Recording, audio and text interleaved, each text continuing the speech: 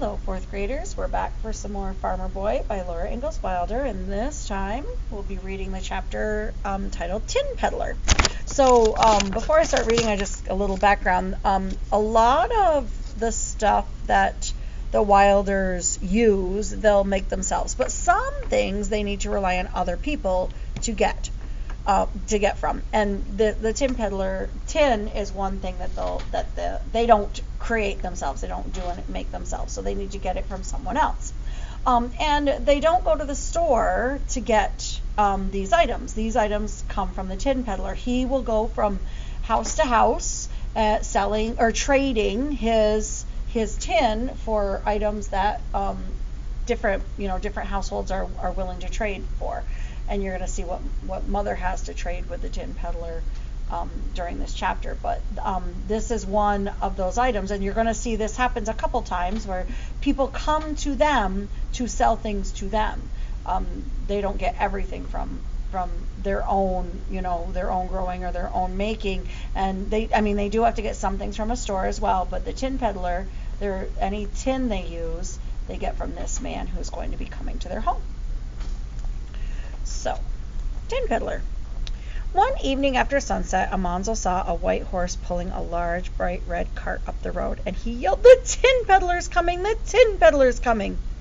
Alice ran out of the hen house with her apron full of eggs. Mother and Eliza Jane came to the kitchen door. Royal popped out of the pump house, and the young horses put up their heads through the windows of their stalls and whinnied to the big white horse. Nick Brown, the Tin-Peddler, was a jolly fat man who told stories and sang songs. In the springtime, he went driving along all the country roads, bringing news from far and near. His cart was like a little house, swinging on stout leather straps between four high wheels. It had a door on either side, and from its rear a platform slanted upward like a bird's tail, held in place by straps that went to the cart's top. There was a fancy railing all around the top of the cart, and the platform and the wheels were all painted bright red, with beautiful scrolls painted bright yellow. High in front rode Nick Brown on his red seat above the rump of the sturdy white horse. Almanzo and Alice and Royal and even Eliza Jane were waiting when the cart stopped by the kitchen porch, and Mother was smiling in the doorway. "How do you do, Mr. Brown?" she called. "Put up your horse and come right in. Supper's almost ready." And Father called from the barn, "Drive into the buggy house, Nick. There's plenty of room." So another thing, they also would feed the Tin-Peddler and some of the other, people that would be coming to their house to sell them things. And that was kind of part of the payment as well. They would feed them, they would give them a place to stay, because he will end up staying there as well. Almanzo unhitched the sleek big horse and led him to water, then put him in a stall and gave him a double feed of oats and plenty of hay. Mr. Brown carefully combed and brushed him and rubbed him down with clean cloths. He was a good horseman.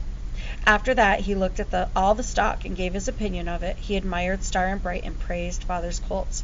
"You ought to get a good price for those coming 4-year-olds," he said to Father. "Over by Saranac, the New York buyers are looking for driving horses. One of them paid $200 apiece last week for a team, not a mite better than these." Almanzo could not speak while grown-ups were talking, of course, but he could listen. He didn't miss anything that Mr. Brown said, and he knew that the best time of all was coming after supper. Nick Brown could tell more funny stories and sing more songs than any other man. He said so himself, and it was true. "Yes, sir," he said, "I'll back myself, not alone, against any man, but against any crowd of men. I'll tell you story for story and sing song for song, as long as you'll bring men up against me. And when they're all done, I'll tell the last story and sing the last song."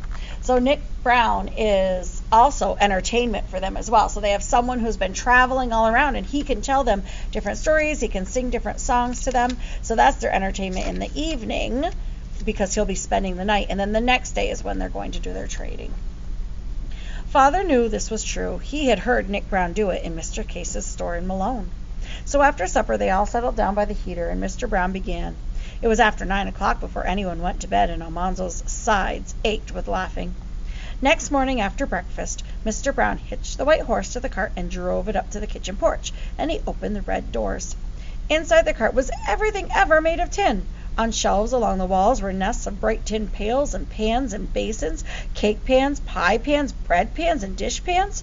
Overhead dangled cups and dippers, skimmers and strainers, steamers, colanders, and graters. There were tin horns, tin whistles, toy tin dishes, and patty pans. There were all kinds of little animals made of tin and brightly painted. So you could see his cart, how Almanzo described it, red with the yellow scrolls, and it's brimming to the rim with tin. Tin all up here, tin hanging from the back, tin inside, and there's this big white horse that drives the wagon. Mr. Brown had made all these himself in the wintertime, and every piece was made of good, thick tin, well made and solidly soldered. Mother brought the big rag bags from the attic and emptied on the porch floor all the rags she had saved during the last year. So all their extra pieces of cloth, the ones that they don't want to use anymore, they save them so that way they can trade with Mr. Brown, because he'll use the cloths to shine his tin. Mr. Brown examined the good, clean rags of wool and linen while Mother looked at the shining tinware, and they began to trade. For a long time they talked and argued. Shining tinware and piles of rags were all over the porch. For every pile of rags that Nick Brown added to the big pile, Mother asked more tinware than he wanted to trade her. They were both having a good time joking and laughing and trading, and at last Mr. Brown said, "Well, ma'am, I'll trade you the milk pans and the pails, the colander and the skimmer, and the 3 baking pans, but not the dish pan, and that's my final offer." "Very well, Mr. Brown," Mother said unexpectedly. She had got exactly what she wanted. Almanzo knew she did not need the dishpan. She had set it out only to bargain with. Mr. Brown knew that too now. He looked surprised, and he looked respectfully at Mother. Mother was a good, shrewd trader. She had bested Mr. Brown, but he was satisfied too, because he had got plenty of good rags for his tinware. So usually when you're trading, you always want to try to get everything you need. And if she were to just put out everything she needs, Mr. Brown wouldn't have given them all to her. He would have said, "Oh, well, I'll give you this for these rags, and but not that, whatever item it is that he said she couldn't have."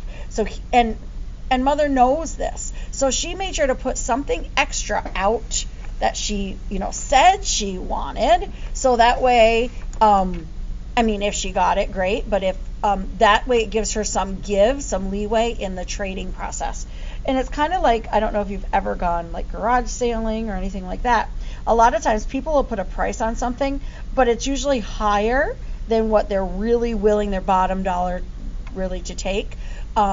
So they might do that, and then somebody will offer them less than what their high price is, and they usually will get the price that they really want. So like maybe you're selling, I don't know, one of your video games, and you really would like to get $30 for it. So you put the price of $40 on it, and then someone might come and say, "Well, I'll give you $30 for the game," or "Would you take $30 for the game?" And then so you're getting what you want for it, and the other person's getting their item, and they don't know the difference, that you put it up higher than what you would really take. Because if you had put $30 on it, then someone would come and say, "Well, I'll give you $20 for it." That's just the way trading works. He gathered up the rags and tied them into a bale. He heaved the bale onto the slanting platform behind his cart. The platform and the railing around the top of the cart were made to hold the rags that he took in trade. Then Mr. Brown rubbed his hands together and looked around, smiling. "Well, now," he said, "I wonder what these young folks would like." He gave Eliza Jane 6 little diamond-shaped patty pans to bake little cakes in, and he gave Alice 6 heart-shaped ones, and he gave Almanzo a tin horn painted red. They all said, "Thank you, Mr. Brown." Then Mr. Brown climbed to his high seat and took up the reins. The big white horse stepped out eagerly, well fed and brushed and rested. The red cart went past the house and lurched into the road, and Mr. Brown began to whistle. Mother had her tinware for that year, and Almanzo had his loud, squawking horn, and Nick Brown rode whistling away between the green trees and the fields, until he came next spring, when they would remember his news and laugh at his jokes, and behind the horses in the field, Almanzo would whistle the songs he had sung. So, that is the Tin-Peddler. So again, please make sure you're answering those questions thoughtfully, and using the book as a guide and to help you answer your questions. Have a great rest of your week. Bye.